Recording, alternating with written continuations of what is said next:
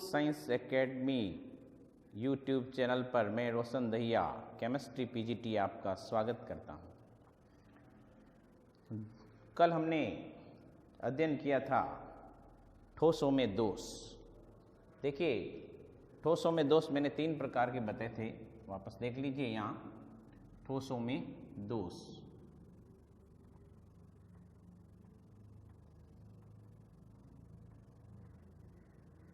ठोसों में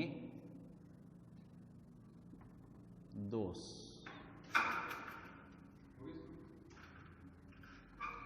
ठोसों में दोष 3 प्रकार का होता है। नंबर 1,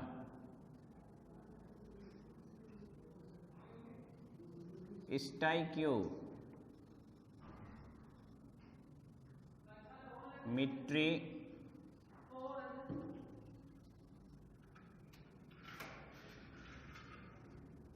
दूसरा है नॉन स्टाइक्योमेट्री,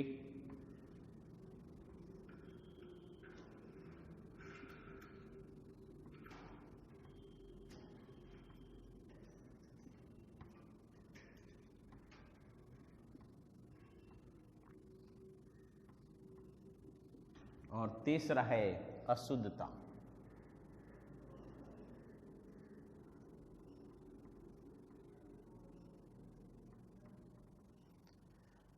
तीन प्रकार की ठोसों में दोष पाए जाते हैं: स्टाइक्योमेट्री, नॉन स्टाइक्योमेट्री और अशुद्धता। एक एक हम अध्ययन करेंगे। वैसे स्टाइक्योमेट्री के बारे में मैंने आपको पिछले पार्ट में बता दिया, फिर भी मैं आपको वापस समझा देता हूँ। स्टाइक्योमेट्री क्या है? तो देखिए, सबसे पहले इसका मीन समझ में आना चाहिए। स्टाइक्योमेट्री, देखिए, कोई भी क्रिस्टल जालक है और उसमें जो अणु हैं, तो क्रिस्टल जालक में उपस्थित कैटायन एनायन और जो अणु सूत्र है उसके कैटायन और एनायन का जो रेशियो है, अनुपात है, वो सेम होना चाहिए। जैसे मैंने एग्जांपल दिया था आयरन ऑक्साइड, तो आयरन कैटायन है, ऑक्सीजन एनायन है, ये 1:1 में होते हैं। किसी भी जो क्रिस्टल जालक है उसमें और अणुसूत्र का जो अनुपात है वो सेम है, तो वो स्टाइक्योमेट्री है। जैसे ये AB, A एक कैटायन है, B एनायन है, इनका जो रेशियो है, अनुपात है, वो यदि समान है तो स्टाइक्योमेट्री है। उदाहरण देखिए, जैसे ये दोष कैसे उत्पन्न होता है, किस कारण से ऐसे होता है, ये कितने प्रकार का है। तो देखिए, स्टाइक्योमेट्री जो दोष है वो 4 प्रकार का होता है। सबसे पहला जो दोष है वो आपको पता है, रिक्तिका, जो मैंने कल ही बताया था, रिक्तिका।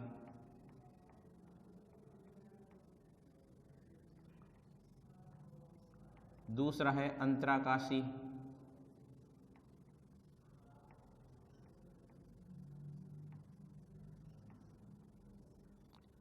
तीसरा जो दोष है वो आपका है फ्रैंकेल, और जो 4th है वो है शॉटकी।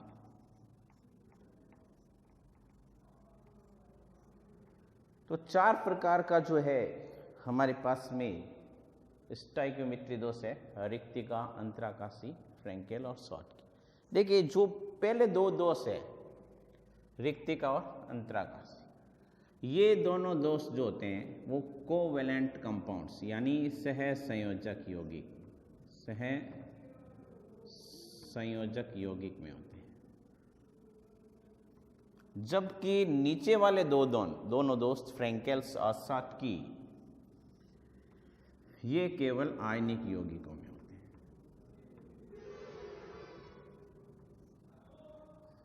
देखिए, सबसे पहले हम समझेंगे, अच्छी तरह समझेंगे कि जो रिक्तिका दोष होता है वो क्या होता है। जैसे एक मैं आदर्श क्रिस्टल जालक बनाता हूं,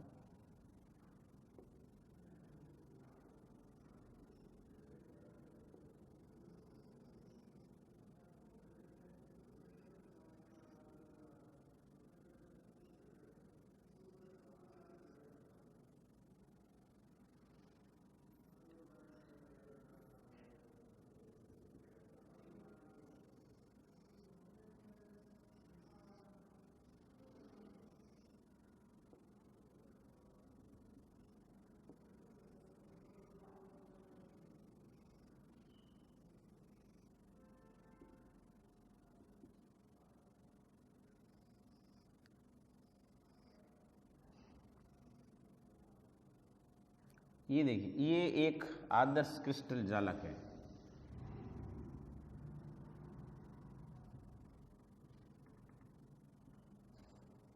ये एक आदर्श क्रिस्टल जालक है।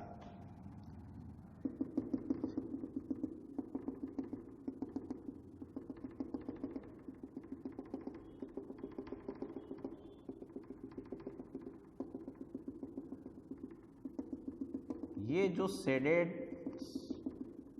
जो ये गोल गोल दिखाई दे रहे हैं, ये सारे अवयव कण हैं। तो ये एक आदर्श क्रिस्टल जालक है। इनमें से यदि कोई भी अवयव कण यहाँ से बाहर चला जाता है, जालक से, जालक को छोड़कर चला जाता है, तो यहाँ पर रिक्त स्थान हो जाएगा। तो ये रिक्त स्थान हो गया है। तो यहाँ रिक्तिका बन गई।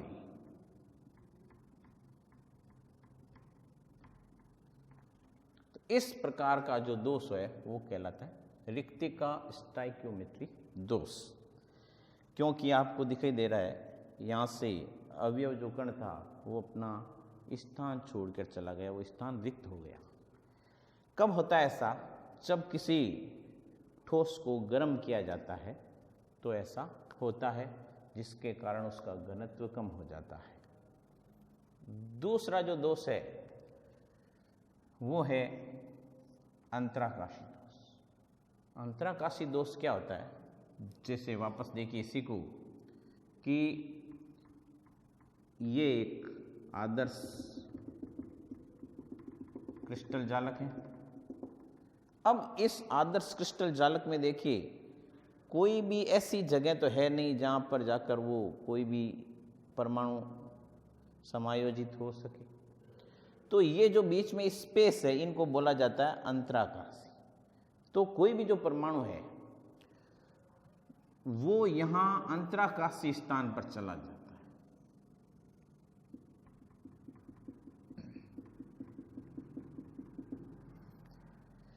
कोई अन्य परमाणु अंतराकाशी स्थान पर चला जाता है, जिससे जो ठोस है उसका घनत्व बढ़ जाता है। तो इस प्रकार का जो दोष है वो अंतराकाशी दोष कहलाता है। तो ये दोनों दोष, रिक्तिका और अंतराकाशी दोष, जो ऐसे संयोजक कंपाउंड्स होते हैं, कोवेलेंट बॉन्ड जिसमें होता है, उसमें पाए जाते हैं। अब जो अगला दोष है फ्रेंकेल दोष। तो देखिए, जो फ्रेंकेल दोष है वो केवल आयनिक यौगिक में पाया जाता है। तो उसके लिए क्रिस्टल जालक देखिए वापस, तो अपन क्रिस्टल जालक बनाते हैं, आयन बनाते हैं, क्योंकि ये आयनिक यौगिकों में पाया जाता है।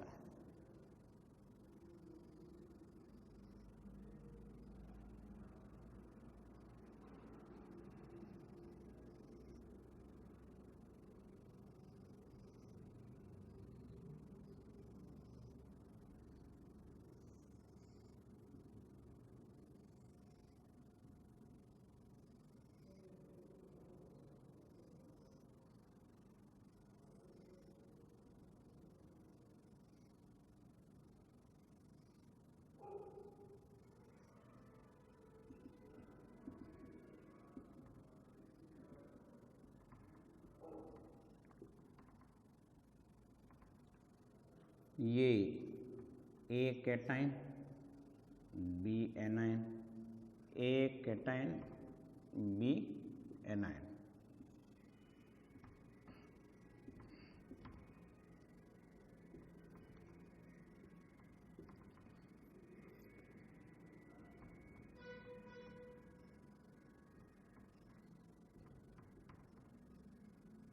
अब देखिए जैसे मैंने बताया था फ्रेंकेल सॉर्ट की आयनिक यौगिक पाया जाता है, तो इसमें देखिए कैटाइन और एनाइन बहुत सारे इसमें आयन्स है। तो क्या होता है कि ये आयन, ये कैटाइन जो है यहाँ से अपना स्थान छोड़कर अंतराकाशी स्थान पर चला जाता है, यहाँ आ गया।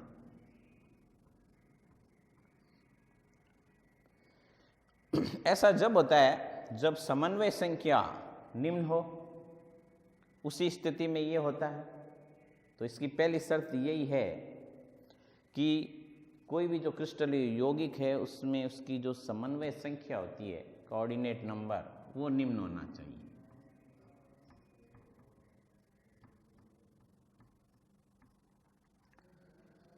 दूसरी जो इसकी प्रमुख शर्त है वो शर्त यह है कि धनायन का आकार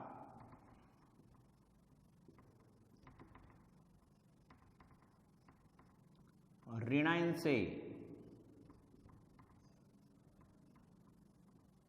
छोटा होना चाहिए। ऐसी स्थिति में क्या होगा, घनत्व पर तो कोई प्रभाव नहीं पड़ेगा, घनत्व तो डेंसिटी वो अपरिवर्तित रहेगी, लेकिन जो चालकता है वो बढ़ जाएगी, क्योंकि आयंस मूव करने लग जाते हैं, क्योंकि ये आयंस जो है अपना स्थान छोड़कर अंतराकाशीय स्थान पर आ गए, जिसके कारण इसकी चालकता बढ़ जाती है। अब देखिए जो अगला हमारा दोष है वो है शॉर्ट की दोष। शॉर्ट की दोष में क्या होता है, वापस इसी डायग्राम से समझते, ये हम मान लेते हैं। अब देखिए शॉर्ट की दोष, सबसे पहले तो शॉर्ट की दोष के लिए अनुकूल अवस्था ये है कि उसमें जो ये कोऑर्डिनेट नंबर है वो उच्च होने चाहिए। किसके अंदर, शॉर्ट की दोष में ये होना चाहिए उच्च। और धनायन और ऋणायन लगभग इसमें बराबर आकार के होते हैं। अब इसमें क्या होता है, कोई भी एक, जैसे मान लीजिए धनायन है, ये अपना स्थान छोड़कर इस क्रिस्टल जालक से बाहर ही निकल जाता है, तो ये देखिए ये क्रिस्टल जालक को छोड़कर बाहर आ गया। लेकिन हमेशा ध्यान रखिए कि कोई भी क्रिस्टल जालक है, चाहे उसमें से कोई भी प्रकार का आयन्स हो, कैटायन्स हो, चाहे एनायन्स हो, बाहर आएगा तो हमेशा क्रिस्टल उदासीन बना रहता है, न्यूट्रल बना रहेगा। तो इसकी उदासीनता बनाए रखने के लिए जो ये एनायन है ये भी इसके साथ में बाहर आ जाएगा। तो इस प्रकार का दोष कहलाता है ये शॉर्ट की दोष। अब देखिए जो फ्रैंकेल दोष था उसके कुछ एग्जाम्पल ले लें। तो ये देखिए जो फ्रैंकेल दोष है उसके महत्वपूर्ण एग्जाम्पल है zinc sulphide, silver chloride, silver bromide और सिल्वर आयोडाइड। जबकि शॉर्ट की इसके उदाहरण क्या है, sodium chloride, potassium chloride, caesium chlorides. एक जो आपका सिल्वर ब्रोमाइड है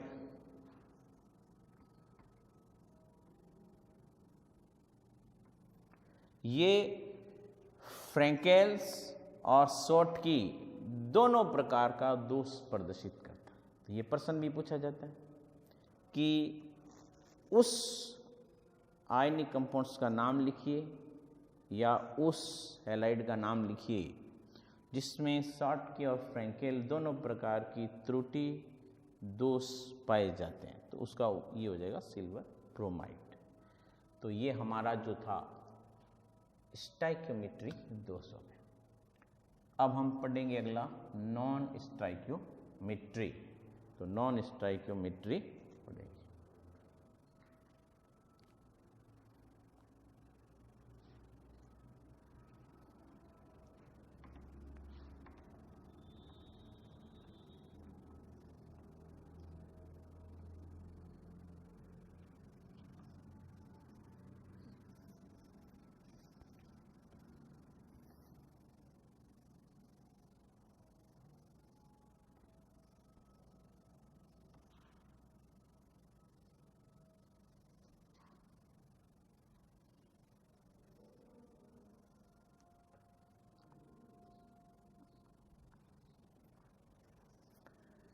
अब देखिए अगला जो हम पढ़ेंगे नॉन स्टाइकियोमेट्री।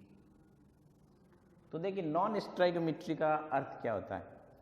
जैसे आपने स्टाइकियोमेट्री में देखा कि जो क्रिस्टलीय जालक है एवं उसका जो अणुसूत्र है उसके अंदर कैटायन एनायन का अनुपात, दोनों का अनुपात सेम होता है। इसमें ये अनुपात सेम नहीं होगा। जैसे सपोज कीजिए कोई भी क्रिस्टल जालक है, उसके अंदर अनुपात मान लीजिए 1:1 है, तो वो तो था स्टाइकियोमेट्री। लेकिन 8:7 हो किसी में रेशियो, तो ये देखिए दोनों रेशियो भिन्न भिन्न हो गए, तो ये नॉन स्टाइकियोमेट्री होती है, रेशियो बदल जाता है। तो जो नॉन स्टाइकियोमेट्री है वो हम पढ़ेंगे 2 प्रकार का होता है। तो नॉन स्टाइकियोमेट्री 2 प्रकार का, सबसे पहला जो है वो हम पढ़ेंगे धातु आधिक्य, और दूसरा जो दोष है वो है धातु न्यूनता।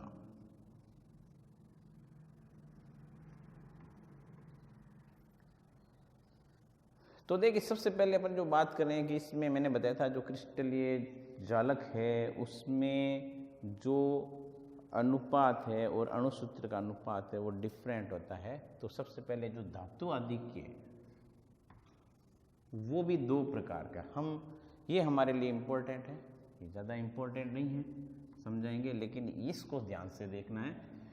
जो धातु आधिक्य है वो 2 प्रकार का दोष है। एक जो पहला दोष है वो है ऋणायन रिक्तिका, ऋणायन रिक्तिका। और दूसरा जो दोष है वो धनायन का अंतराकाशी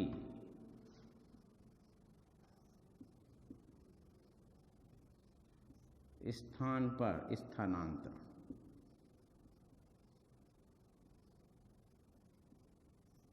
तो देखिए सबसे पहला है ऋणायन रिक्तिका, इसको देखते हैं ऋणायन रिक्तिका क्या है। सबसे पहले इसके लिए हम उदाहरण लेते हैं एक आदर्श क्रिस्टल का। तो ये देखिए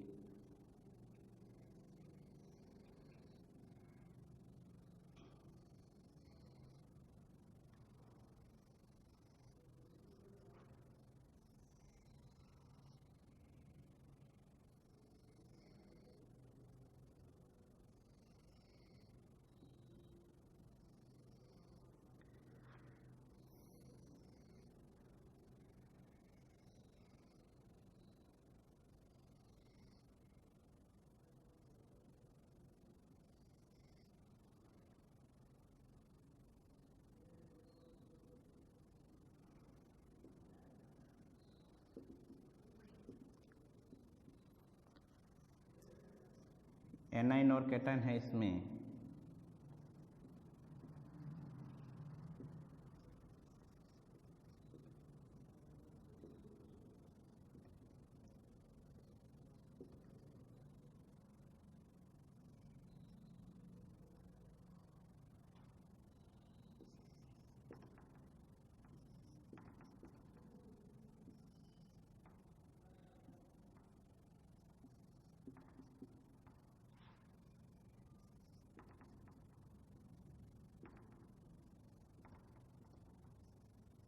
ये देखिए ये एक आदर्श क्रिस्टल जालक है जिसमें एनाइन है। अब देखिए ऋणायन रिक्तिका नाम से ही स्पष्ट है, लेकिन ये दोष किस में होगा, इसके लिए अनुकूल अवस्था क्या होती है। अनुकूल अवस्था इसके लिए यही होती है जिसमें कोऑर्डिनेट नंबर उच्च हो। जो कोऑर्डिनेट नंबर होता है समन्वय संख्या जिनमें उच्च होती है उनमें ये होता है। तो क्या होता है, इसमें से कोई भी एक ऋणायन, जैसे ये है एक एनाइन, ऋणायन या एनाइन, तो यहाँ से इसने अपना स्थान छोड़ा और इस जालक से बाहर चला गया। तो अब इस जो सॉलिड की जो है वो उदासीनता बने रखने के लिए यहाँ एक इलेक्ट्रॉन आ जाएगा जिससे उसकी उदासीनता बनी रहेगी। तो यह है स्थान, ध्यान से देखना, यह स्थान जो है वो इलेक्ट्रॉन रिक्तिका कहलाएगा।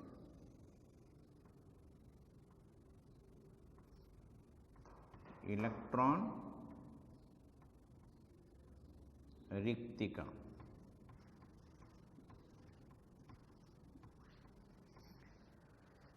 इस स्थान को एफ सेंटर भी बोलते हैं, एफ केंद्र, रंग केंद्र।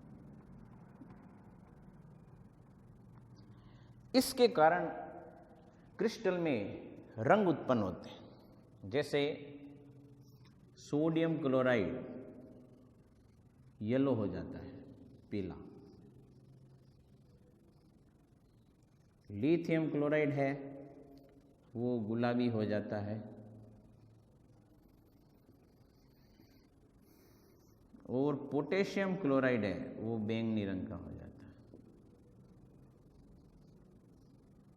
तो ये इसके कारण से होता है। तो पूछ लिया जाता है एफ सेंटर क्या है, रंग केंद्र क्या है, इनके रंग किस कारण से होता है, कौन सा दोष है। तो धातु आधिक्य के अंदर साफ साफ है धातु आधिक्य, यानी यहाँ से जब एक एनाइन निकलेगा तो सीधा सीधा बात है जो कैटाइन का अनुपात बदल जाएगा। जैसे ये कैटाइन है, जब एक यहाँ से एनाइन निकला तो देखिए इनकी संख्या बढ़ गई। जैसे मान लीजिए टोटल कैटाइन जो थे वो मान लीजिए 8 थे और एनाइन भी 8 थे। तो ऐसी स्थिति में 1:1 था, लेकिन यहाँ से एक इलेक्ट्रॉन गया तो इसका रेशियो क्या हो गया, 8:7। तो मैंने बताया था नॉन स्ट्राइकियोमेट्री जो होती है उसमें जो क्रिस्टली ठोस होता है और उसका जो आणविक सूत्र होता है उसमें अनुपात कभी भी बराबर नहीं होता है। लेकिन ये इलेक्ट्रॉन इस क्रिस्टल को उदासीन कर देता है। 8+ जब ये इलेक्ट्रॉन आता है तो ये उदासीन हो जाता है। तो ये था आपका ऋणायन रिक्तिका। अब हम बात करेंगे धनायन अंतराकाशी स्थान पर स्थानांतरण। अब देखिए जो धनायन होता है वो अंतराकाशी स्थान पर आ जाता है। अंतराकाशी स्थान यानी जो एक रिक्त स्थान है, खाली जगह है, वहाँ पर ये आ जाए कोई धनायन, तब ये दोष कहलाएगा धनायन अंतराकाशी स्थान। तो इसके लिए ये देख लेते हैं, इसी से हम समझ लेते हैं। तो चलिए अलग से बना लेते हैं। ये देखिए यहाँ एक क्रिस्टलीय जालक ले लेते हैं।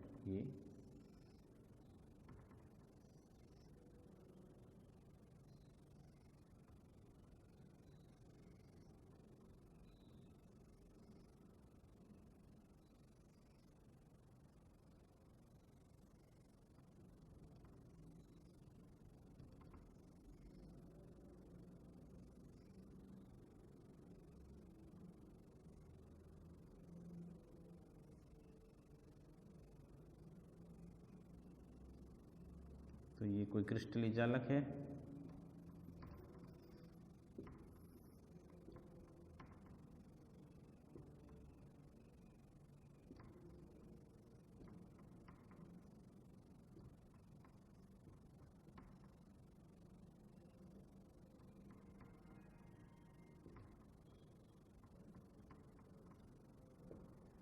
ये देखिए ये एक आदर्श क्रिस्टलीय जालक है। अब इस आदर्श क्रिस्टलीय जालक में जो अंतराकाशी स्थान है बीच में, इन अंतराकाशी स्थान के ऊपर कोई जो धनावेश पार्टिकल्स है, धनावेश अवयव कण है, वो यहाँ आ जाता है। तो क्या हुआ, जैसे ये आएगा तो वापस इसमें भी धनावेश बढ़ जाएगा और एनाइन का रेशियो कम हो जाएगा। तो ऐसी स्थिति में क्रिस्टल उदासीन बनने के लिए यहाँ एक इलेक्ट्रॉन विस्थापित कर देता है। ये एक इलेक्ट्रॉन आ जाता है जिससे ये उदासीन बना रहता है। इसके उदाहरण क्या है, सिल्वर ब्रोमाइड,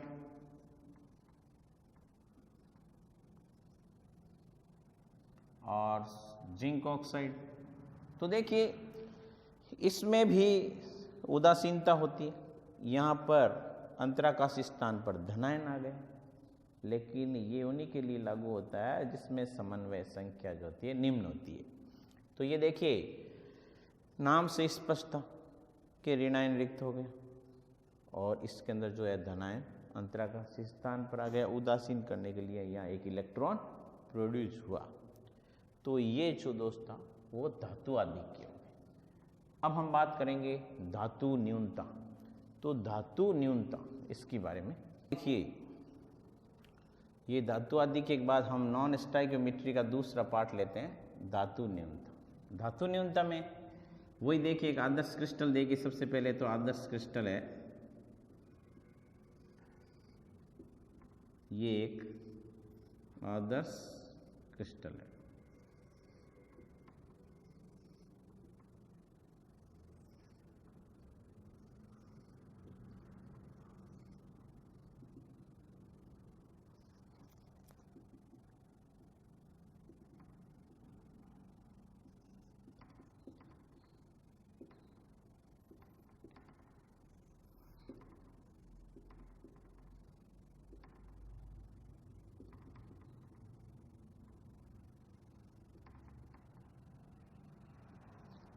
अब ये देखिए एक आदर्श क्रिस्टल। अब धातु जो न्यूनता है वो भी दो प्रकार का, जैसे इसमें ऋणायन की रिक्तिका थी, इसमें धनायन रिक्तिका हो जाएगी। धनायन रिक्तिका। और दूसरा हो जाएगा किसी ऋणायन का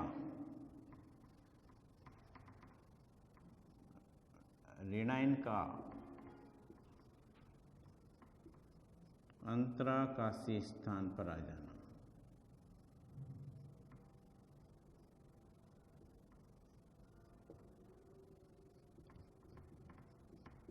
सबसे पहले हम धनायन रिक्तिका पढ़ते हैं।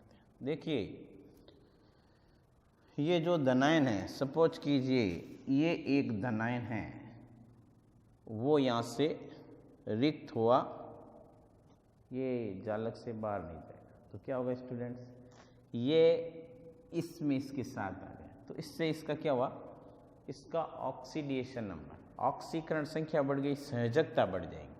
तो यहाँ हो जाएगा A+ की जगह यहाँ हो जाएगा A+2।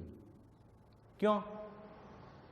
क्योंकि ये क्या, जैसे यहाँ से स्थानांतरित हुआ तो उसमें धनायन के लिए रिक्तिका बन गई, लेकिन बाहर नहीं जाकर कहाँ स्थापित हो गया, उसी जालक के किसी दूसरे कैटायन के साथ, और संयोजकता बढ़ गई, ऑक्सीकरण संख्या बढ़ गई, +2 हो गई।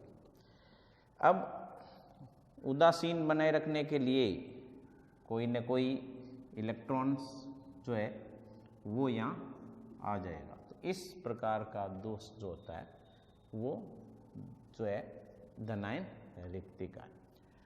अब ठीक इसी प्रकार से कोई भी ऋणायन अंतराकाशी स्थान पर आ जाता है।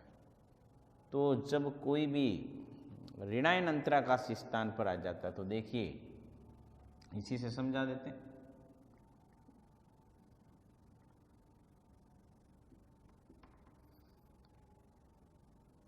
यहाँ देखिए कोई भी ऋणायन, जैसे ये ऋणायन यहाँ अंतराकाशी स्थान पर आ गया, एक कोई भी ऋणायन, हम बात करें इसी की ऋणायन का अंतराकाशी स्थान पर आना, अंतराकाशी स्थान पर आ जाता है, जिससे इसको उदासीन करना पड़ेगा, और उदासीन करने के लिए कोई न कोई इलेक्ट्रॉन आ जाता है। तो ये जो है धातु न्यूनता का ऋणायन का अंतराकाशी स्थान पर आना हो गया। तो ये जो दोष थे, इन दोष में नॉन स्टीरियोकेमिस्ट्री दोष में सबसे इम्पोर्टेंट क्या था, एफ सेंटर, रंग केंद्र, जिससे इलेक्ट्रॉन रिक्तिका बनी थी, इसको क्या बोलते हैं, रंग केंद्र बोलते हैं। तो अब हम जो पढ़ेंगे वो पढ़ेंगे अशुद्धता दोष। तो अब देखिए अशुद्धता दोष क्या होती है।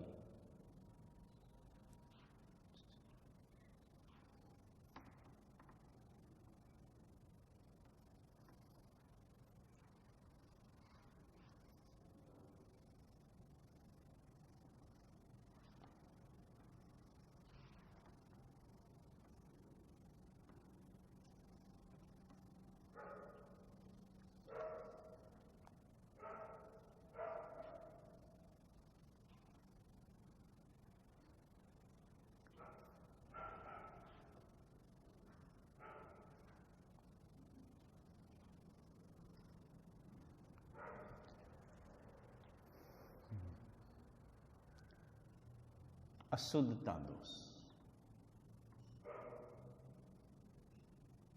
अब हम जो पढ़ने जा रहे हैं वो ठोसों में तीसरा प्रकार का दोष है अशुद्धता दोष।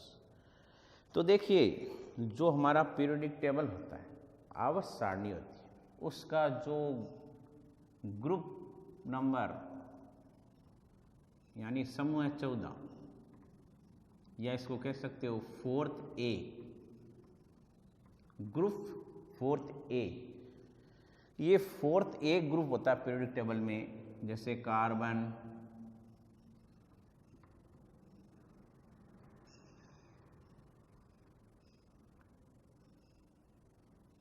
सिलिकॉन, जर्मेनियम या टीन और लेड। तो जो हमारा ये 14 नंबर का जो ग्रुप है आवर्त सारणी में,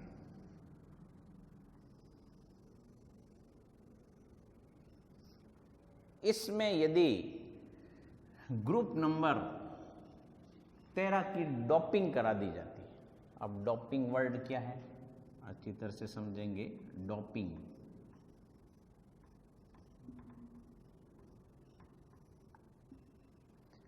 पहले ग्रुप नंबर 13 कौन से हैं वो देखिए। 3rd A यानी ग्रुप नंबर 13,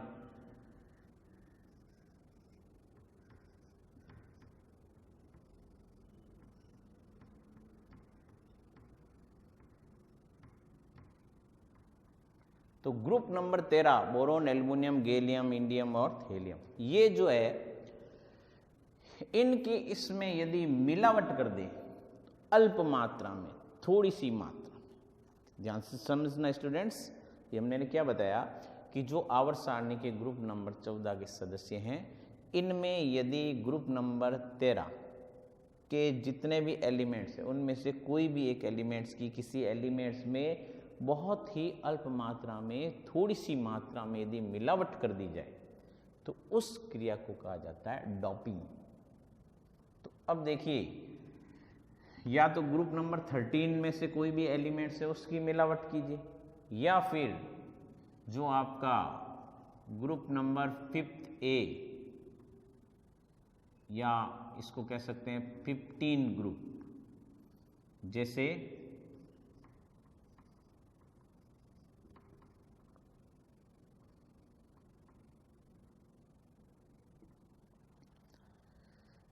इनमें से किसी की थोड़ी सी मात्रा यदि ग्रुप नंबर 14 में मिला दी जाए, मिलावट कर दी जाए, तो इस प्रक्रिया को क्या बोलेंगे हम? डॉपिंग। ये डॉपिंग कहलाती है। यदि ग्रुप नंबर 14 के सदस्य इसमें यदि इसकी मिलावट की जाए ग्रुप नंबर 13 की, तो ये कहलाएगा पी प्रकार की अशुद्धि, जिससे पी सेमीकंडक्टर, पी अर्धचालक बनेगी। पी प्रकार के अर्धचालक, ये पी प्रकार की डॉपिंग है। और यदि इनकी अल्प मात्रा मिला दी जाए तो ये बनेंगे आपके एन प्रकार के अर्धचालक।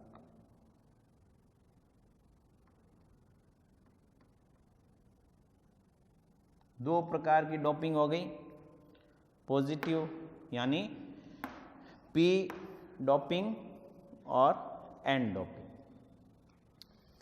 जैसे हम एक एग्जांपल लेते हैं, जैसे मान लीजिए सिलिकॉन। आपको सबको पता है कि जो ग्रुप नंबर 14 है उनकी संयोजकता +4 होती है, ऑक्सीडेशन नंबर।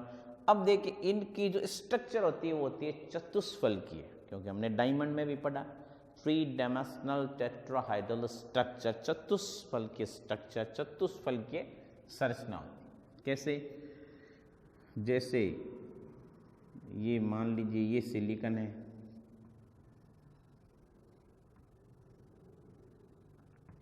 अब इसकी चारों संयोजकता है, ये एक यहाँ से सिलिकॉन, ये दूसरी सिलिकॉन की संयोजकता, ये फिर तीसरी संयोजकता यहाँ, और ये 4th संयोजकता। तो ये एक चतुष्फल की संरचना सिलिकॉन की। अब चूंकि आपको पता है इसके पास में तो कोई मुक्त इलेक्ट्रॉन है नहीं, आपने डायमंड में भी पढ़ा कि डायमंड विद्युत का कुचालक क्यों होता है, ये तो कुचालक है विद्युत के, इसमें विद्युत धारा प्रवाहित हो नहीं सकती। क्यों? क्योंकि देखिए चारों संयोजकताएं हैं वो 4 अन्य परमाणुओं से जुड़ी हुई है, कोई भी संयोजकता है उसमें खाली नहीं। तो जब संयोजकता खाली नहीं है तो इलेक्ट्रॉन नहीं है, और इलेक्ट्रॉन नहीं है तो इलेक्ट्रॉन मूव नहीं कर सकता। अब क्या करते हैं, इस सिलिकॉन में यदि मान लीजिए मैं एल्यूमिनियम की मिलावट कर देता हूं, यानी डोपिंग कर देता हूं, तो ऐसी स्थिति में क्या होगा। एक एग्जांपल लेते हैं, देखिए डायग्राम से।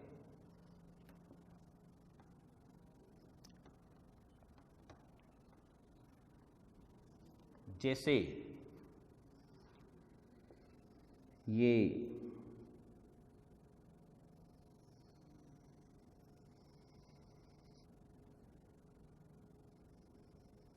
सिलिकॉन का एक परमाणु जिसके आउटर मोस्ट शेल में बाहरी कक्ष में 4 इलेक्ट्रॉन है, और बाकी चारों, ये 3D स्ट्रक्चर है, बनाना तो संभव नहीं है, फिर मैं बना रहा हूं। ये देखिए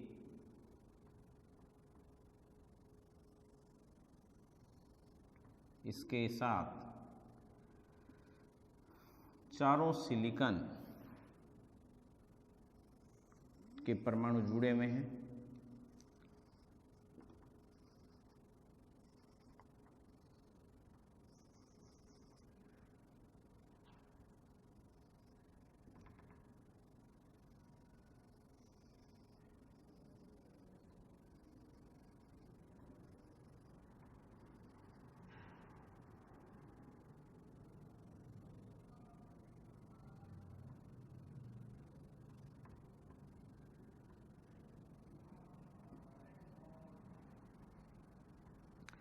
ये 3 डायमेंशनल स्ट्रक्चर 3D है, ये आगे है और वो चारों पीछे है।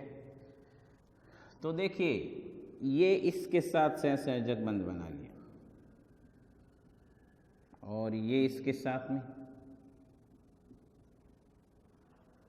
और ये इसके साथ, और ये इसके साथ,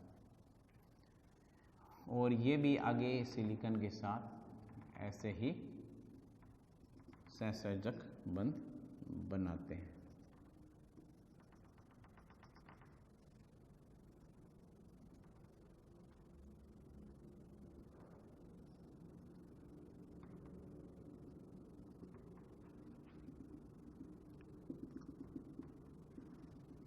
ये बंध बनाते हैं। अब देखो, अब इसमें सिलिकॉन में जो ये सिलिकॉन का है, मान लीजिए एटम सिलिकॉन है सारे, इसमें मैं यदि ग्रुप नंबर 13 उसमें एल्यूमिनियम की मात्रा इसमें मिला, तो एल्यूमिनियम की संयोजकता 3 होती है, और आपको पता है ग्रुप नंबर 13 के जितने भी एलिमेंट्स हैं उनके आउटर मोस्ट शेल में 3 इलेक्ट्रॉन्स होते हैं।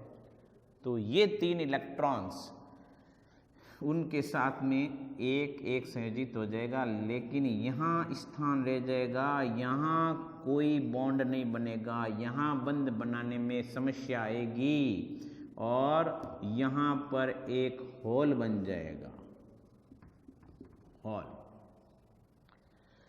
ये इलेक्ट्रॉन को एक्सेप्ट करेगा, इसलिए इलेक्ट्रॉन ग्राही हो जाएगा। इसको ऐसे भी बनाया जा सकता है डायग्राम को, ये 2 इलेक्ट्रॉन यूं बता सकते हो, चाहो तो इसको ऐसे भी बता सकते हो, क्योंकि ज़्यादातर बुक में ऐसे बनाया हुआ है, और आप चाहो तो जो मैंने बनाया वो भी बना सकते हो।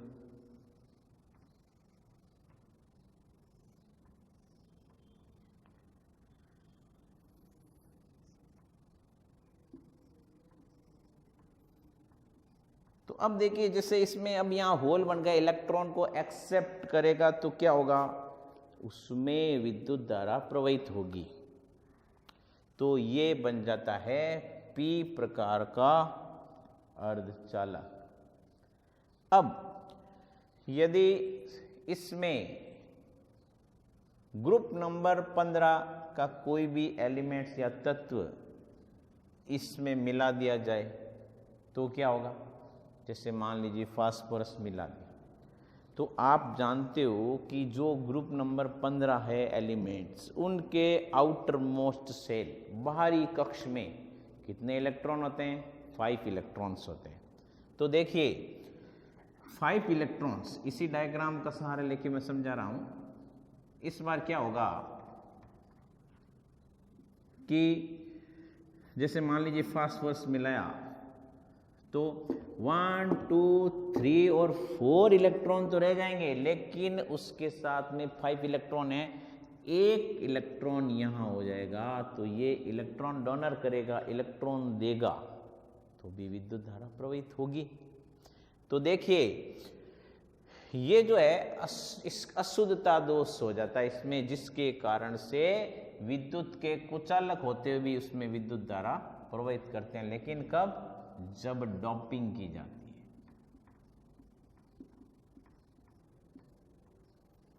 तो दो प्रकार के अर्धचालक बनते, पी और एन प्रकार का अर्धचालक। इनका बहुत उपयोग होता है वर्तमान में। जैसे डायोड बनाना है तो देखिए ये पी और ये एन, पी और एन प्रकार के जो दोनों प्रकार के जैसा अशुद्धियां हैं उनको मिला दिया जाता है, तो इस प्रकार से डायोड का निर्माण होता है। और यदि पी एन पी अर्धचालकों को मिला दिया जाता है या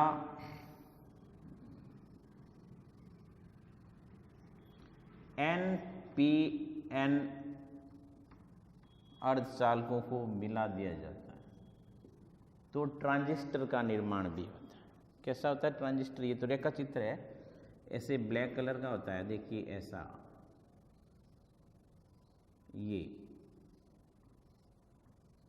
ये ट्रांजिस्टर होता है ऐसा। इनके द्वारा आईसी, इंटीग्रेटेड सर्किट जिसको बोलते हैं, आईसी का भी निर्माण होता है। ये देखिए आईसी भी इसी के अर्धचालक से बनती है, सेमीकंडक्टर से, एनपी या पीएनपी प्रकार के ये, तो ये आईसी भी इससे निर्मित होती है। आज हम जितने भी डिवाइस देख रहे हैं, इलेक्ट्रॉनिक्स डिवाइस, चाहे मोबाइल में चिप हो, चाहे मोबाइल में कोई भी प्रकार का डिवाइस, सारे के सारे वो इसी बेस पे काम करते हैं, अर्धचालक के ऊपर काम करते हैं, पी अर्धचालक और एन अर्धचालक के ऊपर। तो ये ठोसों में दोष हो गए, स्टाइक्योमेट्री, नॉन स्टाइक्योमेट्री और अशुद्धता दोष। अब हम आगे टॉपिक पढ़ने जा रहे हैं, जितने भी ठोस हैं उसमें चुंबकीय गुण।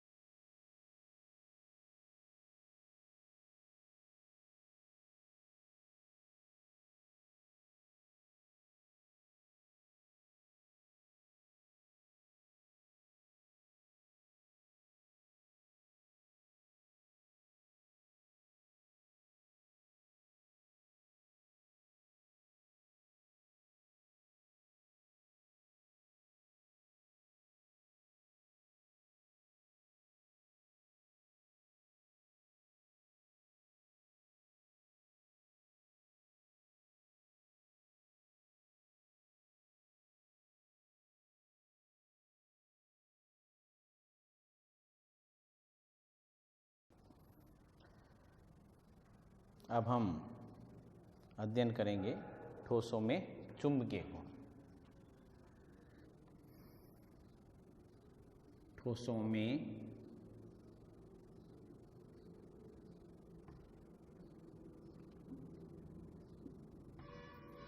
चुंबकीय गुण।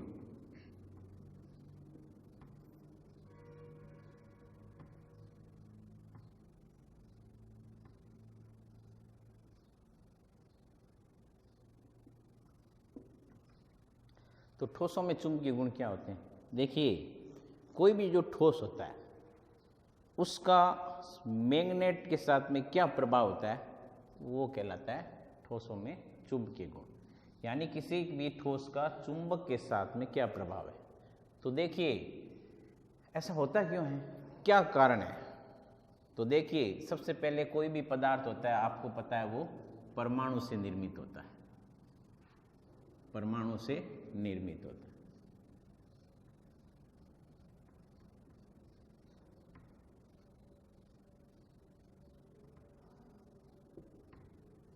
अब परमाणु से जो निर्मित है पदार्थ सभी, तो परमाणु में 3 प्रकार के कण हैं, प्रोटॉन, इलेक्ट्रॉन और न्यूट्रॉन। तो जो इलेक्ट्रॉन है वो 2 प्रकार से मोशन करता है, 2 प्रकार की गति करता है। देखिए कौन कौन सी। एक तो जो इलेक्ट्रॉन होता है वो कक्षीय गति करता है, जैसे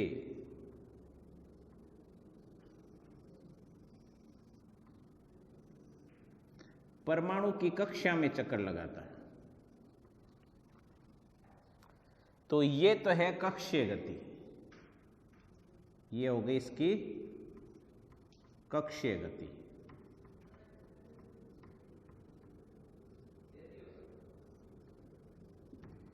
तो इलेक्ट्रॉन्स जो है वो कोई भी परमाणु के चारों ओर चक्कर लगाता है, ये तो कक्षीय गति हो गई। दूसरा जो होता है परमाणु है वो अपनी स्वयं की अक्ष, उसी पर ये चक्रण करता है, तो इसको बोलते हैं चक्रण गति।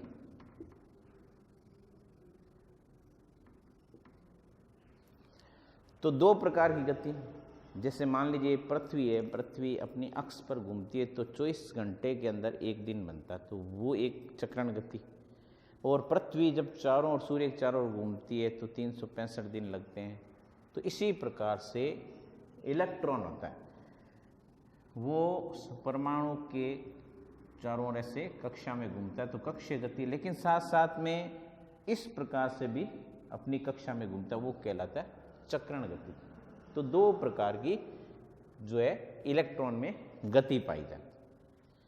अब इस गति के कारण ही जो होता है उसमें चुंबकीय गुण प्रोड्यूस होता है। ये चुंबकीय आघूर्ण।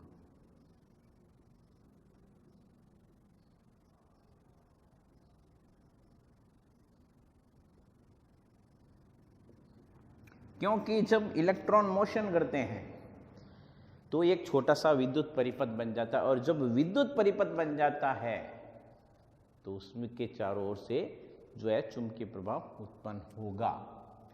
तो देखिए, जो चुंबकीय आघूर्ण है उसका जो यूनिट होता है वो बोर मैग्नेटॉन होता है।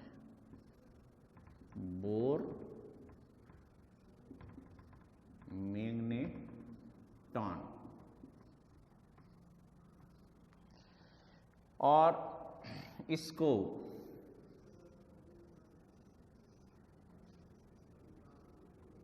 निकालने का किसी सूत्र, जो फॉर्मूला होता है वो ये होता है √n+2।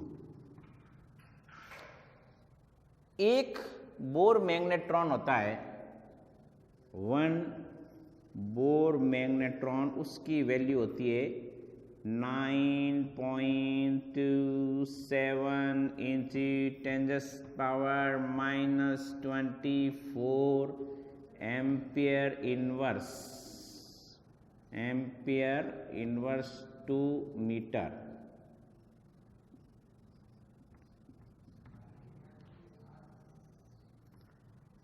तो ये वन बोर मैग्नेट्रॉन जो होता है, वन बोर मैग्नेट्रॉन, उसकी वैल्यू होती है 9.27 into 10⁻⁻24 ampere inverse to metre, यानी 9.27 इंटू 10⁻⁻24 एम्पियर -2 मीटर। और फार्मूला इसका ये है। अब ये कैसे काम लेंगे हम आपको बताएंगे। तो सबसे पहले हम जानेंगे जो ठोस में जो चुंबकीय गुण होते हैं वो कितने प्रकार के। तो देखिए, नंबर 1 अणुचुंबकीय, अणुचुंबकीय।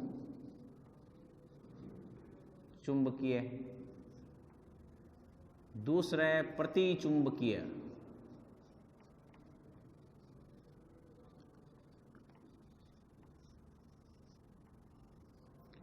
तीसरा है लोह चुंबकीय,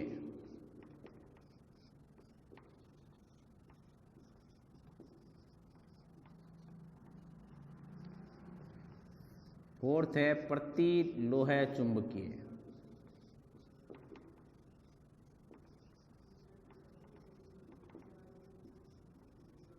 और फिफ्थ जो है वो है फेरी चुंबकीय,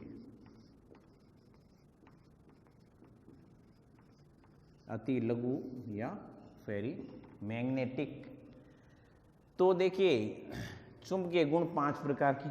अणुचुंबकीय, इन चुंबकीय गुण के आधार पर पदार्थों को बांटा गया। अणुचुंबकीय, प्रतिचुंबकीय, लोह चुंबकीय, प्रतिलोह चुंबकीय और फेरी चुंबकीय। अब देखिए, सबसे पहले हम अणुचुंबकीय की बात करते हैं। अणुचुंबकीय, अणुचुंबकीय पहला टाइप अणुचुंबकीय। देखिए, वे पदार्थ जो चुंबकीय क्षेत्र की ओर आकर्षित होते हैं अणुचुंबकीय कहलाते हैं। ऐसा होता क्यों है? इसका कारण है अयुग्मित अनपेयर इलेक्ट्रॉन, अयुग्मित इलेक्ट्रॉन। जिनमें अयुग्मित इलेक्ट्रॉन होगा उसमें अणुचुंबकीय गुण होगा। जैसे देखिए, कॉपर प्लस और ये कॉपर +2। तो देखिए, इसमें जो D10 है इसमें एक भी अयुग्मित इलेक्ट्रॉन नहीं है, जबकि C+2 के अंदर अयुग्मित इलेक्ट्रॉन है।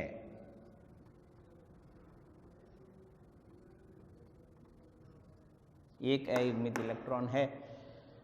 तो कॉपर प्लस नहीं, कॉपर +2 जो है वो अणुचुंबकीय होगा। जिसमें भी अयुग्मित इलेक्ट्रॉन होगा, तो अयुग्मित इलेक्ट्रॉन जिसमें होंगे वो अणुचुंबकीय होगा। जैसे कॉपर ऑक्साइड, या फिर इसके अंदर ले लेते हैं कॉपर आयन 2, ये तो ये इसके उदाहरण हैं। तो ये अणुचुंबकीय कारण था अयुग्मित इलेक्ट्रॉन। अब दूसरा है प्रतिचुंबकीय। तो अब हम प्रतिचुंबकीय समझेंगे। देखिए, प्रतिचुंबकीय,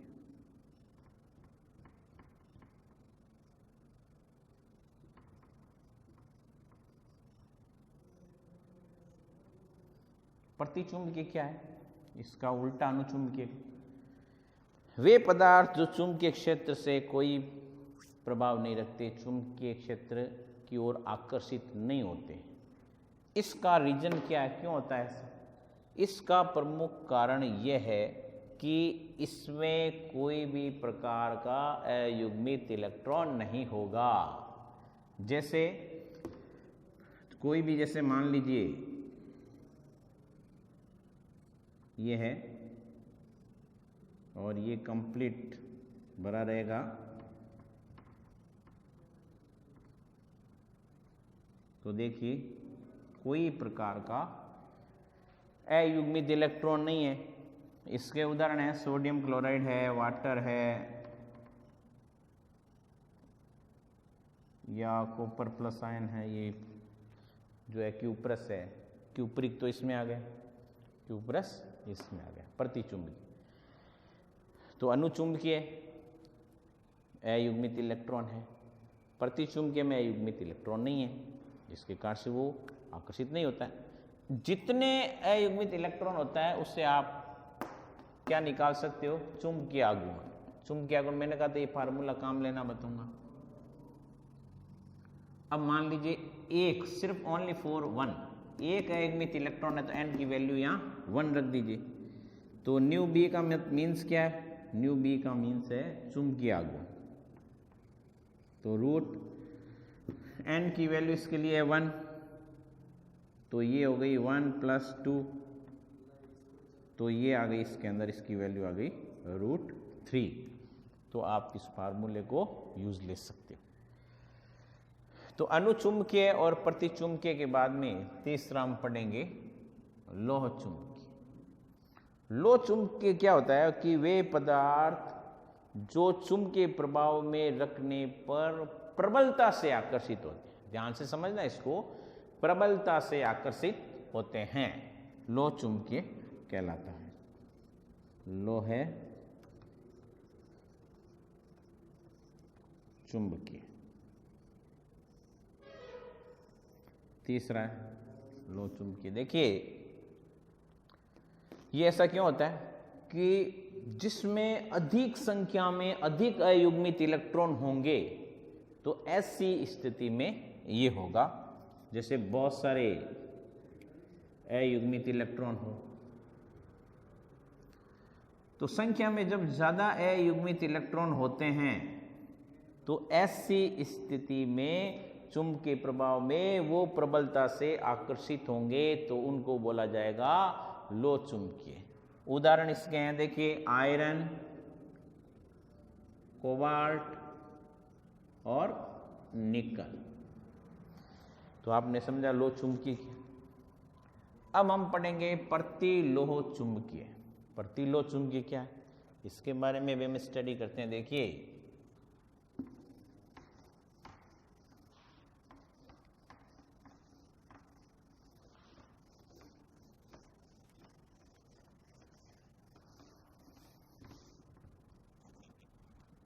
तो प्रतिलोह चुंबकीय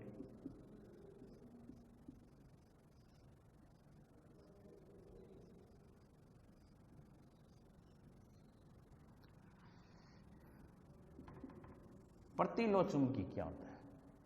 देखिए इसमें युग्मित इलेक्ट्रॉन होते तो हैं, लेकिन क्या होता है कि युग्मित इलेक्ट्रॉन के साथ साथ सम संख्या में जो है विपरीत चक्रण वाले भी इलेक्ट्रॉन्स होते हैं।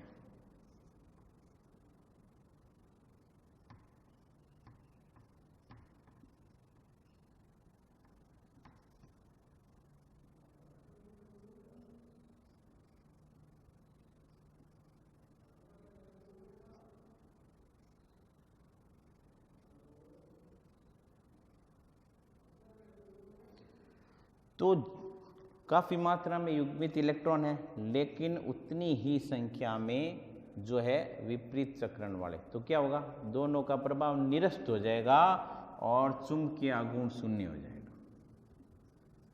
चुंबकीय आघूर्ण शून्य हो जाएगा, 0 हो जाएगा, क्योंकि दोनों का प्रभाव निरस्त हो जाएगा। ऐसा क्यों होता है, देखो मैं बताता हूँ आपको। जैसे मान लीजिए एक इलेक्ट्रॉन सपोज कीजिए इस प्रकार से मोशन कर रहा है और दूसरा इलेक्ट्रॉन विपरीत मोशन कर रहा है, एंटी डायरेक्शन, एक क्लॉकवाइज चल रहा है, एक एंटी क्लॉकवाइज चल रहा है, तो दोनों का प्रभाव निरस्त हो जाता है। जैसे दो चुंबक रखता हूँ, मैग्नेट रखता हूँ, मान लीजिए ये नॉर्थ और ये साउथ पोल, और इसी के पास एक मैग्नेट रख देता हूँ, ये साउथ और ये नॉर्थ, तो दोनों न्यूट्रल हो गए।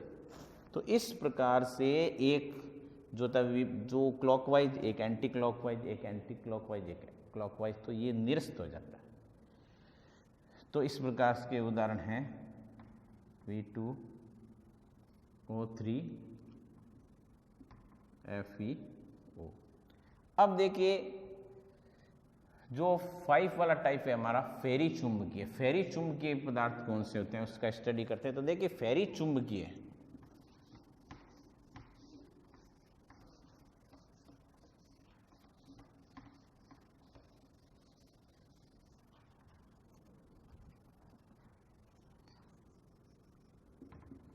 फेरी चुंबकीय। देखिए फेरी चुंबकीय पदार्थ क्या होते हैं कि इसमें भी क्या होता है कि युग्मित इलेक्ट्रॉन होते हैं, उसकी विपरीत चक्रण वाले भी इलेक्ट्रॉन होते हैं, लेकिन संख्या में युग्मित इलेक्ट्रॉन इनसे थोड़े से ज़्यादा होते हैं, जिससे जो है वो चुंबकीय गुण रखता है, चुंबकीय गुण प्रदर्शित करता है। यानी युग्मित होते हैं, अयुग्मित भी होते हैं, लेकिन उसमें जो संख्या में जो होते हैं वो युग्मित इलेक्ट्रॉन ज़्यादा होने के कारण उसका प्रभाव उसमें रहता है। एग्जाम्पल है ये देखिए, इसका एग्जाम्पल हो गया। तो आपने देखा अनुचुंबकीय जो चुंबकीय प्रभाव में रखने पर आकर्षित होते हैं। कारण क्या था? एक ही रीजन था उसका, अयुग्मित इलेक्ट्रॉन्स। प्रतिचुंबकीय उसमें अयुग्मित इलेक्ट्रॉन नहीं था, तो एक क्लॉकवाइज एक एंटी क्लॉकवाइज, तो जो है प्रभाव निरस्त हो गया। तो सीधा सा बात है वो चुंबकीय क्षेत्र की ओर आकर्षित नहीं होता है। तीसरा जो था लो चुंबकीय, वो प्रबलता के साथ चुंबकीय क्षेत्र की ओर आकर्षित होता है। और जो चौथा हमारा था उसमें था प्रतिलोह चुंबकीय। युग्मित इलेक्ट्रॉन तो है, लेकिन संख्या के अंदर विपरीत चक्रण वाले इलेक्ट्रॉन होने के कारण उनका जो है प्रभाव पूरा निरस्त हो जाता है और चुंबकीय गुण 0 हो जाता है। फेरी चुंबकीय क्षेत्र के अंदर संख्या में कुछ मात्रा के अंदर जो युग्मित इलेक्ट्रॉन है, संख्या में तो कम है, तो वो भी चुंबकीय की ओर क्षेत्र की ओर प्रभावित होते हैं। अब जो हम हैं वो करेंगे पैरावैद्युतता। पैरावैद्युतता क्या होती है वो समझें।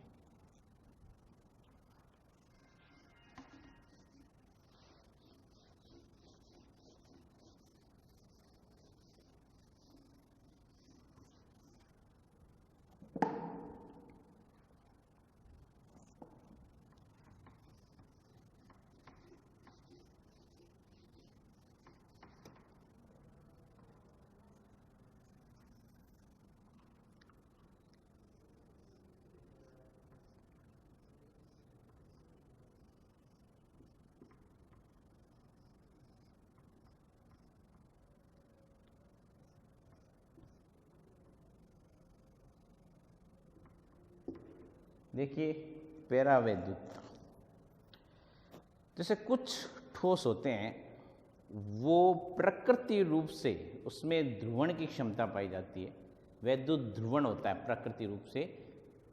उस ध्रुवणता के कारण उसमें विद्युत प्रभाव उत्पन्न होता है, जिसको बोलते हैं पैरावैद्युतता। पैरा शब्द है वो ग्रीक भाषा का शब्द है। पैरा शब्द जो है वो ग्रीक भाषा का शब्द है, जिसका अभिप्राय होता है आग।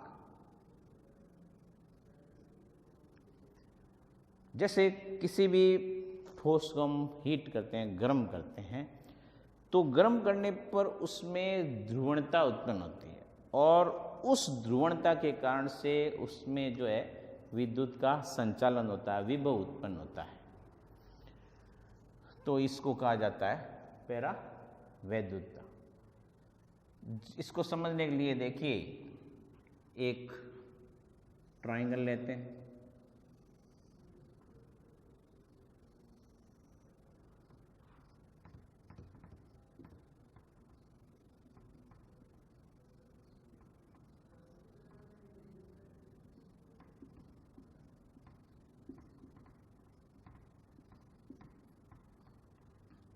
जैसे ये कॉर्नर और ये कॉर्नर, ताप और विद्युत, ताप और विद्युत जब उत्पन्न होंगे तो गतिज ऊर्जा उत्पन्न नहीं होगी।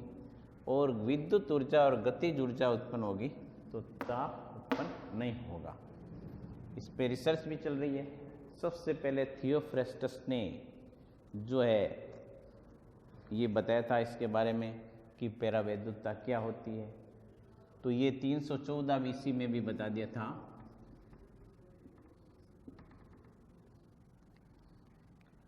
तो मैंने बताया था टेम्परेचर और इलेक्ट्रिसिटी जब ये वर्क करते हैं तो इसका प्रभाव निरस्त हो जाता है, और ये वर्क करते हैं तो इसका प्रभाव निरस्त हो जाता है।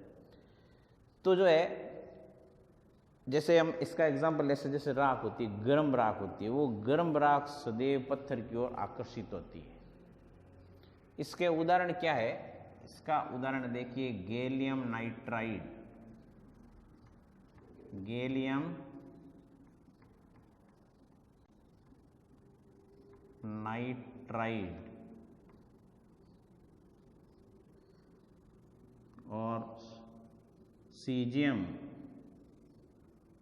Nitrate, caesium